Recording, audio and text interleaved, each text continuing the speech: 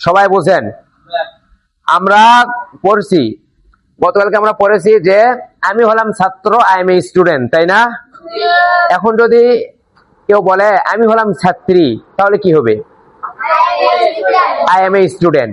আমি হলাম ছাত্র এটা বললেও আই এম এ স্টুডেন্ট, আমি হলাম ছাত্রী এটা বললেও আমি হলাম student, I M a student.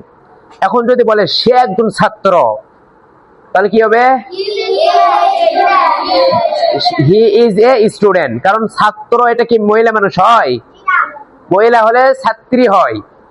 সে একজন ছাত্র, এই কারণে হি ইজ এ স্টুডেন্ট বলতে হবে। আর যদি মহিলা মানুষ হয়, সে একজন ছাত্রী যদি বলা হয়, তাহলে হির জায়গাতে কি বসাতে হবে? শি। তাহলে বলেন সে একজন ছাত্রী, শি ইজ এ স্টুডেন্ট। সে একজন ছাত্রী, শি ইজ এ স্টুডেন্ট। তাহলে আমরা এই স্টুডেন্টের শুরুতে আই এম লাগিয়ে দিলে আমি হলাম স্টুডেন্ট, আমি হলাম একজন ছাত্র। আবার যদি বলি আমি আই এম স্টুডেন্ট, আমি হলাম একজন ছাত্রী, মানে আই এম দ্বারা পুরুষও বুঝাই, মহিলাও বুঝাই, ঠিক না? আই এম দ্বারা ছেলেদেরকেও বুঝাই, মেয়েদেরকেও বুঝাই।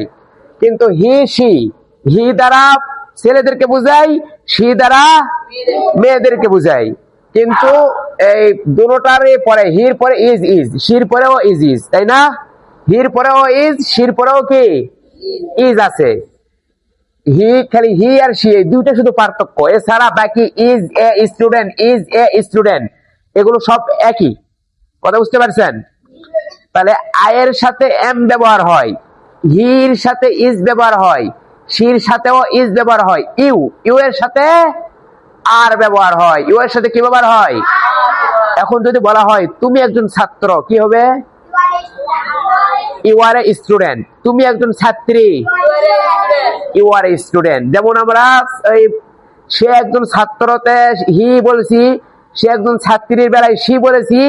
এখানে হি, সি বা ইউ এর পরিবর্তে আরেকটা যে শব্দ আসবে এরকম নাই। ইউ বলতে ছেলেকেও বুঝাই, মেয়েকেও বুঝাবে। এম আই দ্বারা ছেলেকেও বুঝাই, মেয়েকেও বুঝাই। ইউ দ্বারা ছেলেদেরকেও বুঝাবে, মেয়েদেরকেও বুঝাবে। ক্লিয়ার কথা? শুধু ছেলে মেয়ে পার্থক্য হি, সি এটা দ্বারা।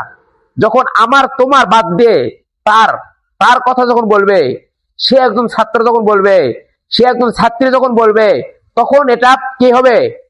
হি, সি পার্থক্য হবে। কিন্তু আমার আর তোমার এই কথা যখন আমরা যখন অনুবাদ করব, ইংরেজি যখন বলবো, তখন আমি চাই ছেলে হয়, মেয়ে হয় আই, তুমি চাই ছেলে হোক, মেয়ে হোক ইউ। এই ছয়টা ক্লিয়ার? হ্যাঁ, আমি একজন ছেলে, কি বলবো? আমি একজন ছাত্র, আই এম স্টুডেন্ট। আমি একজন ছাত্রী, সে একজন ছাত্র, হি ইজ এ স্টুডেন্ট। সে একজন ছাত্রী, তুমি একজন ছাত্র, ইউ আর এ স্টুডেন্ট। তুমি একজন ছাত্রী। তাহলে এখন আমরা একজনের আলোচনা শেষ, এখন একের অধিকের আলোচনা। তোমরা হলে ছাত্র, তোমরা হলে ছাত্রী, তারা হলো ছাত্র, তারা হলো ছাত্রী, আমরা হলাম ছাত্র, আমরা সবাইকে ছাত্র, আমরা সবাই ছাত্রী। তোমরা হলে ছাত্র ছাত্রী, তারা হলো ছাত্র ছাত্রী, আমরা হলাম ছাত্র ছাত্রী। বলি না আমরা? এগুলোর ক্ষেত্রে কি ব্যবহার করব? তোমরা আসলো, তোমরা এই শব্দ যখন আসবে, তোমরা শব্দ আসলো মানে ইউ আর। তোমরা আসলেই কি ইউ আর। তোমরা আসলেই শুধু এটা বাদ যাবে, আর স্টুডেন্টের পরে একটা এস যোগ হবে। ইউ আর স্টুডেন্টস, তোমরা হলে ছাত্র। কি বলেন? ইউ আর স্টুডেন্টস, তোমরা কি ছাত্র। যদি বলে তোমরা হলে ছাত্রী, একই। ইউ আর স্টুডেন্টস, তোমরা হলে ছাত্রী। বুঝতে পারছো? যদি বলো তোমরা হলো ছাত্র ছাত্রী, একই। ইউ আর স্টুডেন্টস, তোমরা হলো ছাত্র ছাত্রী। এক কথা না? এক কথা, কিন্তু বাংলা তিন ভাবে। ইংরেজিতে একটা কথাই ইউ আর স্টুডেন্টস, কিন্তু বাংলায় আমরা হলাম ছাত্র, আমরা হলাম ছাত্রী, আমরা হলাম ছাত্র ছাত্রী। তিনটা বাক্য, ইংরেজি এক। ইংরেজিতে বাক্য কি? একটা, ইউ আর স্টুডেন্টস। এটা বুঝতে পারছেন সবাই? এটা গেল। এখন আমরাও একই। We are students, we are students. এখন আমরা হলাম ছাত্র, উই আর স্টুডেন্টস। আমরা হলাম ছাত্রী, উই আর স্টুডেন্টস। আমরা হলাম ছাত্র ছাত্রী, উই আর স্টুডেন্টস। একই না? খালি ইউ এর জায়গাতে উই পরিবর্তন, আর স্টুডেন্টস এগুলো ঠিক। বাকি এই আর এখন হলো তারাটা আগে বুঝো, তারপর পুরোটা আরো ক্লিয়ার করে দিবনি। তারা হলো ছাত্র, দে আর স্টুডেন্টস। তারা হলো ছাত্রী, দে আর স্টুডেন্টস। তারা হলো ছাত্র ছাত্রী, দে আর স্টুডেন্টস। তাহলে সবগুলো আর স্টুডেন্টস, এখানে হ্যাঁ দেখেন, এই 7 থেকে 15 পর্যন্ত, এই 11 দুইবার আসছে, এই 7 থেকে 15 পর্যন্ত সবগুলোতে আর স্টুডেন্টস,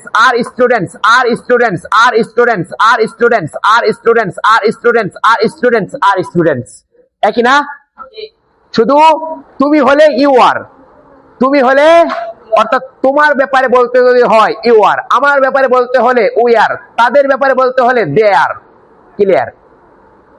তাহলে আমরা এখানে 15টা শিখলাম।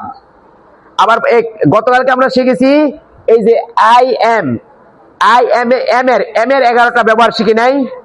এই 15টার সাথে যদি এম এর 11টা ব্যবহার যদি এক করো, তাহলে কতগুলো বাক্য হবে জানো? 1500 বাক্য, তাই না? 1500 বাক্য। তাহলে আপনারা একদিনে কতগুলো বাক্য শিখলেন? গতকালকে আর আজকে, এই 2 দিন, 2 দিনে 1 ঘন্টা সময়, 1 ঘন্টায় 1500টা বাক্য আপনারা শিখে গেছেন। তাহলে আমরা যদি সহজভাবে বুঝি, তাহলে অল্প শিখে অনেক বাক্য তৈরি করতে পারবো।